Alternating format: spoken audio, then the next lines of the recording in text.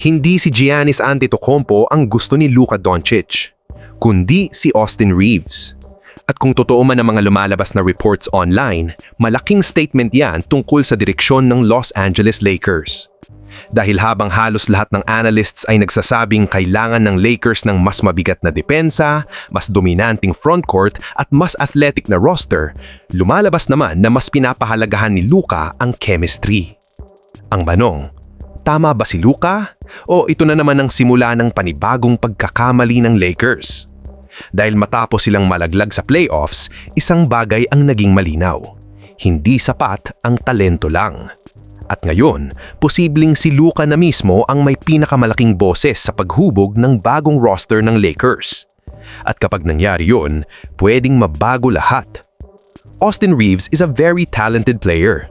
High IQ, magaling gumawa ng plays, kayang mag-init anumang oras.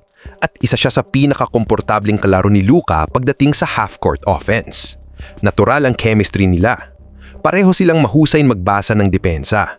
Parehong marunong mag-manipulate ng spacing. At sa modern NBA, sobrang importante ng dalawang guards na kayang mag-create ng hindi nagkakagulo sa bola. Pero ito ang masakit na realidad. Sa playoffs, iba ang basketball. Mas physical, mas targeted, mas tactical.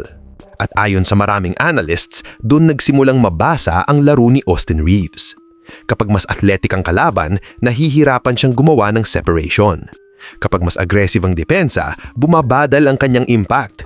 At kapag sobrang haba ng series, lumalabas ang defensive limitations.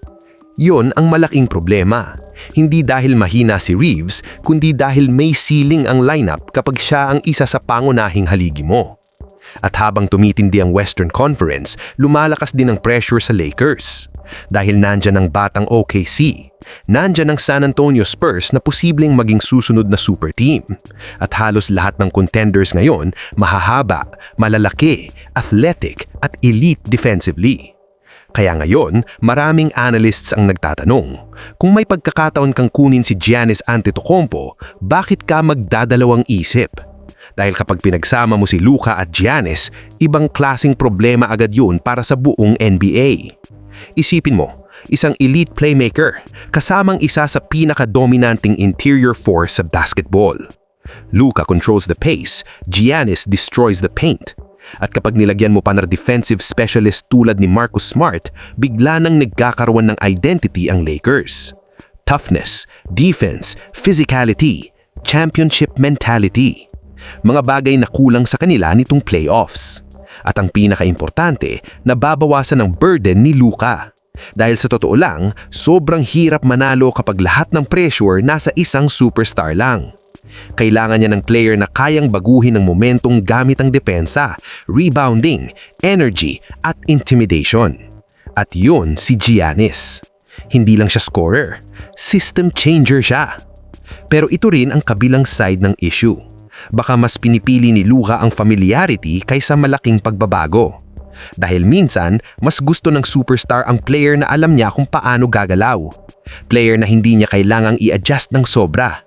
At posible ring iniisip ni Luka na mas mabilis bumuo ng chemistry kasama si Reeves kaysa magsimula ulit ng bagong sistema kasama si Giannis.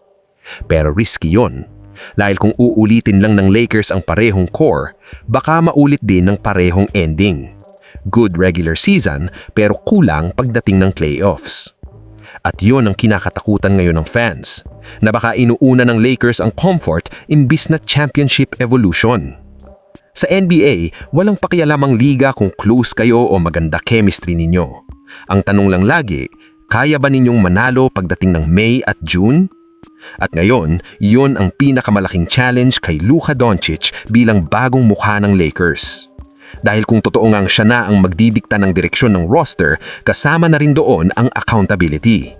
Kapag nagtagumpay sila, siya ang magiging bayani.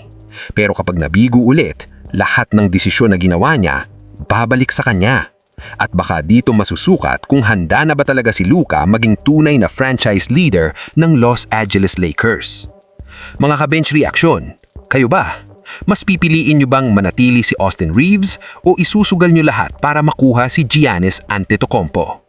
Comment down below. At kung gusto nyo pa ng seryoso at malalim na NBA analysis, subscribe na sa Bench Reaction PH.